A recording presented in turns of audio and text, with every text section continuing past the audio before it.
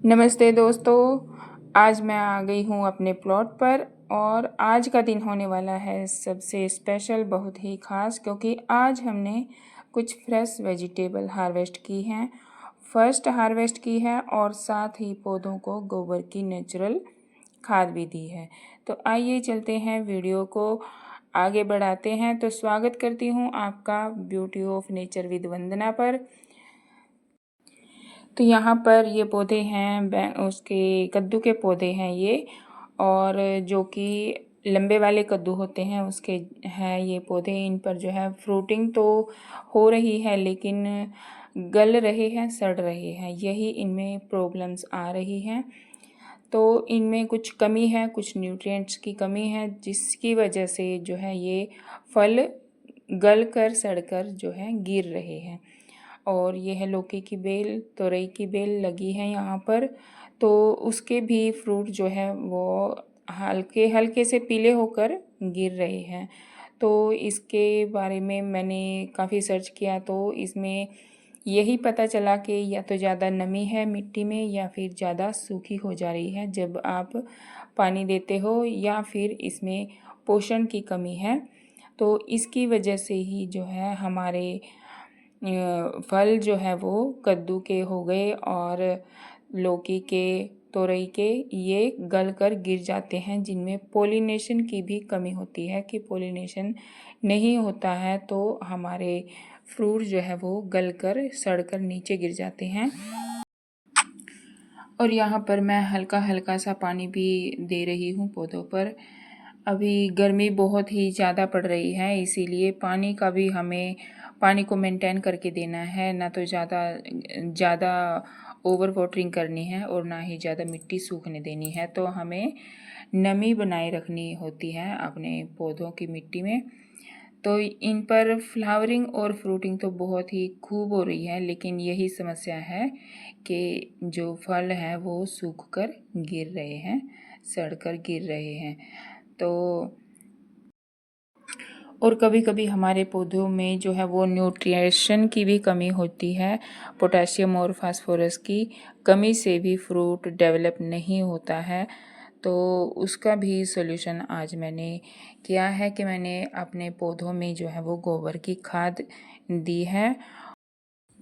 आप भी अपने पौधों में गोबर की खाद दे सकते हैं। अगर आपके भी फ्रूट जो है वो डेवलप नहीं हो रहे हैं, बढ़ नहीं रहे हैं, छोटे हैं, पीले होकर गिर रहे हैं, तो आप गोबर की सड़ी खाद दे सकते हैं। पानी को मेंटेन कर सकते हैं। मिट्टी आपने जो है वो मॉइस्ट करके रखनी है अपने पौधों की। और मौसम का भी सबसे बड़ा असर पड़ता है हमारे पौधों पर। जैसे एकदम से बहुत ज़्यादा तेज़ गर्मी हो रही है, लुएं काफ़ी चल रही हैं, अब गर्म हवाएं जो है वो चल रही हैं, तो उनका भी काफ़ी असर होता है। एकदम से मिट्टी है जो हमारी सूख जाती है। तो ये भी मौसम भी सबसे बड़ा कारण है, हमारे पौधों पर बहुत असर डालता है, हमारी फ्लावरिंग पर, फ्रूटिंग पर। तो ये थी कुछ बातें कि हमारे पौधों के जो फल हैं जो वो सड़ कर गिर रहे हैं, तो उनके बारे में थोड़ा सा बातें की हमने। और अब कर लेते हैं कुछ हार्वेस्टिंग। और यहाँ पर जो मैंने पहले शकरकंदी की बेल लगाई थी, वो मैं हर वीडियो में ही आपको बताती रहती हूँ।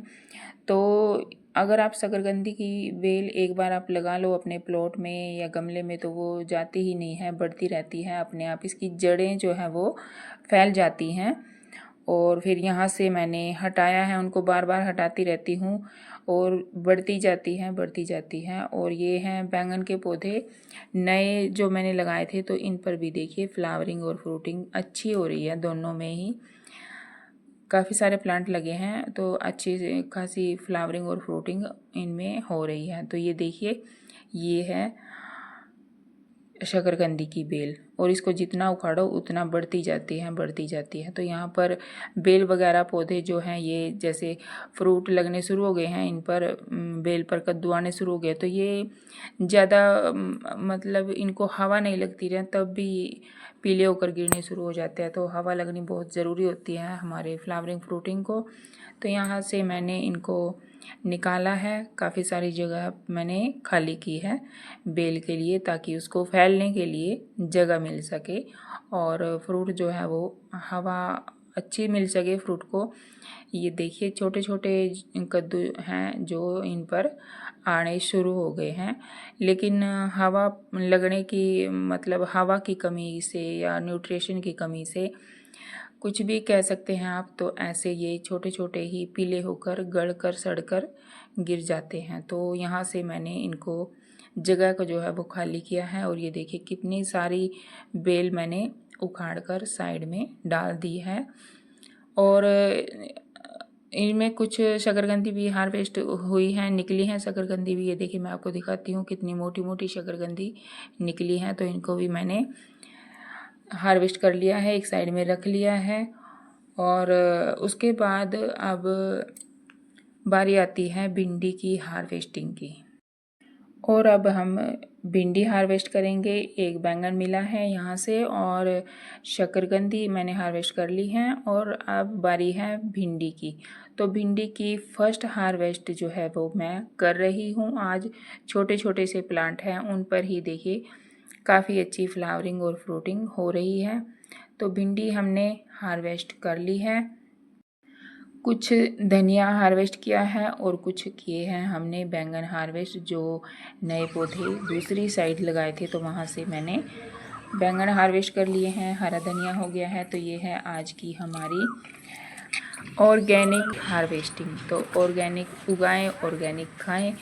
ये बिल्कुल पूरी तरह से ऑर्गेनिक तरीके से उगाई गई हैं। कोई इनमें केमिकल का यूज़ नहीं है, कुछ भी इनमें मैंने खाद दवाई ऐसा कुछ भी नहीं डालती हूँ। ओनली ऑन गोबर की सड़ी हुई खाद और नीम ऑयल का स्प्रे। और मैं किचन वेस्ट से भी जो है वो फर्टिलाइज़र बनाकर वो भी यूज़ करती हूँ। केले के छिलके का फर्टिलाइज़र हो गया, आलू के छिलके का फर्टिलाइज़र हो गया, तो ये सब भी मैं इस्तेमाल करती हूँ। तो यहाँ पर भिंडी हार्वेस्ट करने के बाद हमने यहाँ पर पौधों को दी है गोबर की सड़ी हुई खाद। तो भिंडी में और बैंगन के अपने सभी पौधों में, बेल वाले पौधों में भी दी है, ताकि उनकी जड़ें जो हैं वो मजबूत हो सके। गोबर की खाद हमारे पौधों के लिए काफ़ी हेल्दी रहती है। काफ़ी सारे इससे हमारे पौधे जो है वो न्यूट्रिएंट्स प्राप्त करते हैं। मिट्टी की क्वालिटी इम्प्रूव होती है, प्लांट्स की ग्रोथ फास्ट होती है और सब्जियां जो है वो ज़्यादा हेल्दी और टेस्टी होती हैं। और केमिकल फ्री गार्डनिंग होती है। इससे हमारी मिट्टी जो है वो ख़राब नहीं होती और मिट्टी में जो न्यूट्रिशन होते हैं, पोषक तत्व होते हैं, वो भी ख़राब नहीं होते हैं। और ये प्लॉट जो है इधर खाली पड़ा है, ये हमने किसी को दिया है कि ताकि वो सब्जी उगा सके वो भी। और उसने जो है यहाँ पर जो खरपतवार थी वो जलाई थी, तो उनकी देखियो आग इन पौधों पर लगी है। जो हवा तेज थी काफ़ी, और जब उसने खरपतवार में आग लगाई तो ये देखिए पौधों को नुकसान भी हो गया है थोड़ा। तो यहाँ पर इनको भी हमने पानी दिया है अच्छे से। और ये देखिए सारे पौधों के पत्ते जो हैं वो जल गए हैं। और ये हैं मेरे फ्रूट